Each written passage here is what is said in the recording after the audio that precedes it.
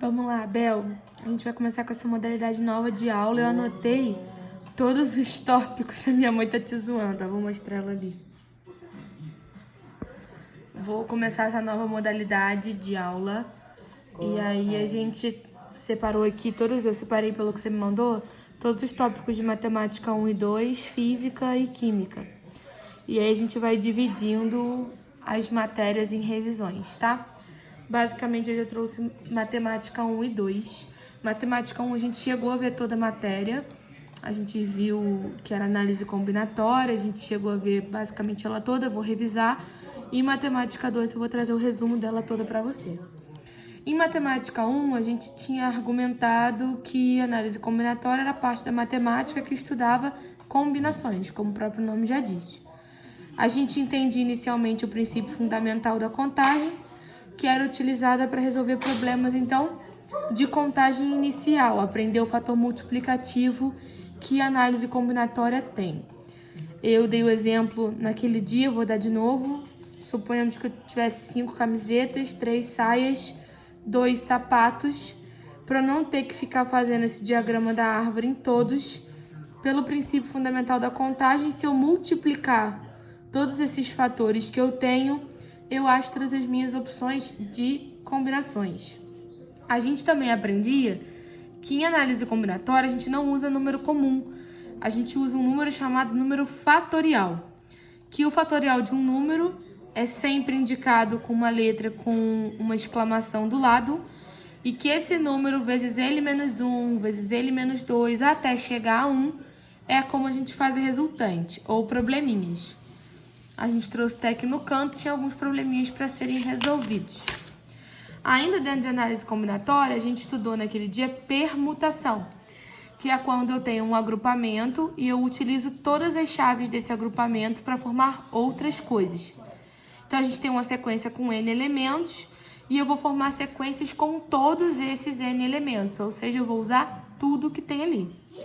Toda permutação simples, que não tinha repetição, a gente via que era dado por N fatorial. Então, eu trouxe aqui a permutação da palavra amor.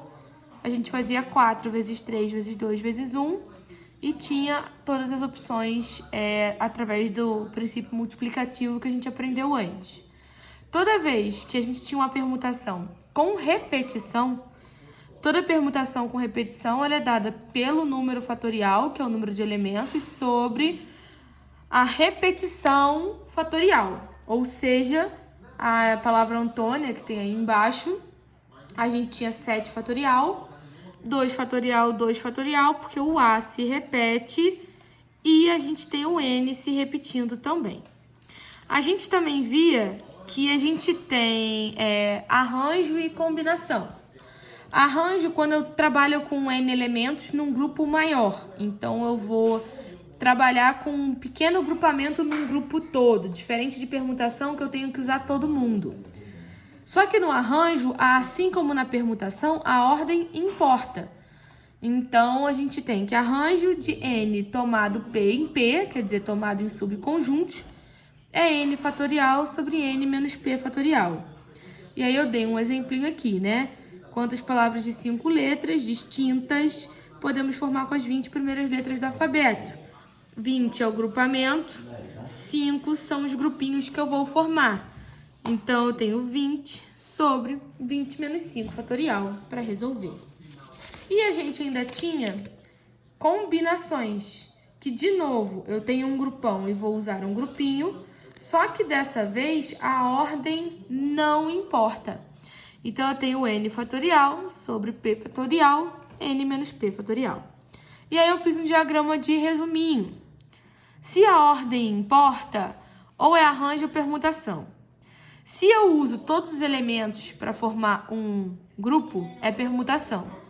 Se eu tenho mais elementos do que eu vou usar no grupo, é arranjo. Se a ordem não importar, é combinação. Beleza? Vou mandar bastante exercício de análise combinatória dessa parte toda para você já resolver. Agora, em matemática 2, a gente tinha que ver, pelo que eu separei aqui, a gente tinha... Deixa eu abrir aqui a folha. Figuras semelhantes, semelhança de triângulo, relação métrica no triângulo retângulo, trigonometria, que são as razões trigonométricas, e polígonos regulares. Eu trouxe um resuminho de tudo isso, de novo, com deveres. Quando a gente fala de figura semelhante em matemática ou de semelhança, o que determina que as figuras são sempre semelhantes são que os seus ângulos internos têm que ter, então, o mesmo valor, ou serem congruentes, o que a gente fala. Tem que seguir uma mesma lógica, os ângulos internos. E os seus lados têm que ter uma proporção que também siga através de uma regrinha de 3 que a gente vai resolver aqui. Então, basicamente, quando a gente fala de figura no geral semelhante, qualquer polígono semelhante, o que caracteriza que eles são semelhantes são os ângulos internos que sejam congruentes e que seus lados sigam uma proporção. Não muda com semelhança de triângulo. 2 triângulos eles são sempre semelhantes se os 3 ângulos dele forem congruentes, ou seja, iguaizinhos, e seus lados possuírem a mesma razão. A gente sempre vai trabalhar com uma regra de 3, trabalhando os mesmos lados paralelos aos mesmos ângulos. Eu trouxe 2 triângulos, aonde eu determinei que os 3 ângulos deles são iguais. Eu vou te mandar esse mapa mental por foto, para ficar mais perto, para você poder ampliar. E eu dizia que o pequeno tinha lado 2 e x e o grande tinha lado 8 e 16. Ora, vou montar uma regra de 3. 2 está para 8, x está para 16. E eu acho que x vale 4. Então, não é nada muito difícil através de semelhança. Os deveres, de vez em quando, vão trazer triângulos numa mesma figura, um dentro do outro, assim, por exemplo. Aqui eu tenho o primeiro triângulo e o todo é o segundo triângulo. Eu posso desmembrar.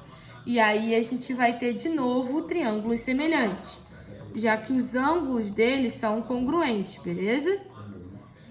A partir disso, a gente também estudava as relações métricas num triângulo retângulo. Triângulo retângulo, só para que a gente entenda, é um ângulo que já tem pré-definido um ângulo de 90 graus. Então, quando a gente desenha um triângulo retângulo, o ângulo relativo à hipotenusa é sempre 90 graus. E aí, a gente tem as relações métricas deles. A gente já vai lembrar que existe um teorema de Pitágoras, onde hipotenusa ao quadrado é igual à soma dos catetos ao quadrado.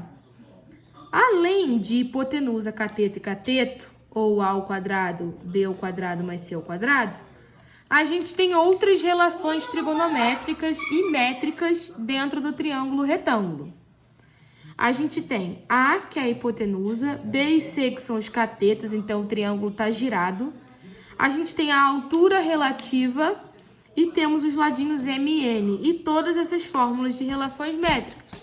Mas, Roberta, eu sou obrigada a gravar? Infelizmente, não tem outra forma. Não tem uma lógica, além de Pitágoras, que a gente já grava naturalmente, todas as outras têm que ser decoradas, não tem como. Ainda estudando triângulo retângulo, a gente entra em trigonometria e descobre, como eu tinha falado antes, que eu tenho hipotenusa e catetos num triângulo. E a gente aprende o teorema de Pitágoras, que é a primeira fórmula fundamental, que a hipotenusa ao quadrado é igual à soma dos catetos ao quadrado. Minha mãe atrapalha a aula, eu não atrapalhei a aula dela não, sabe, Bel? Ela ficou 2 horas falando para os alunos dela e eu não falei 1 segundo. Basicamente, a gente ainda tem 2 ângulos secundários dentro do triângulo retângulo, que eu chamei de alfa em momentos diferentes. E dentro da trigonometria, a gente determina que esses catetos, eles vão ganhar 2 nomes. Ou cateto oposto, que é o que está contra o ângulo secundário, ou adjacente, que é o que está perto do ângulo secundário. Então, a gente nunca vai olhar em relação ao ângulo de 90, sempre vai olhar em relação ao ângulo secundário. Neste caso, aqui está o cateto oposto, aqui está o adjacente. A hipotenusa nunca muda de lugar. E neste caso, o cateto oposto está aqui embaixo e a cateto adjacente está aqui. E a gente aprende as 3 razões trigonométricas fundamentais. Seno, que é cateto oposto sobre hipotenusa. Cosseno, que é cateto adjacente sobre hipotenusa. E tangente, que é cateto oposto sobre cateto adjacente. E também aprendemos os ângulos notáveis, 30, 45 e 60, fazer através de uma tabelinha decorada seu seno, cosseno e tangente. Seno 1, 2, 3, cosseno 3, 2, 1. Tudo sobre 2, raiz em quem não é 1. Na hora de achar tangente, tangente é seno sobre cosseno. Então, se eu fizer um sobre o outro, eu acho raiz de 3 sobre 3, 1 e raiz de 3. Os probleminhas vão ser no sentido de um avião decola formando um ângulo de 30 graus com a superfície lá, né, com o chão. Depois dele andar 50 metros, qual a altura que ele já se encontra? Opa, eu tenho cateto oposto e tenho hipotenusa. Opa, cateto oposto e hipotenusa é seno. E então, vamos lá. Seno de 30 é cateto oposto sobre hipotenusa. Seno de 30 é 1/2. Cateto oposto é x e hipotenusa é 50. Eu vou achar que a altura que ele se encontra, então, são 25 metros, ok? A gente vai fazer vários sobre isso. Eu vou mandar bastante exercício sobre isso. E dentro de polígono regular, a gente precisa entender que polígono é toda figura em que eu tenho vértice e aresta. Então, eu tenho arestas, que são os ladinhos juntados pelos vértices.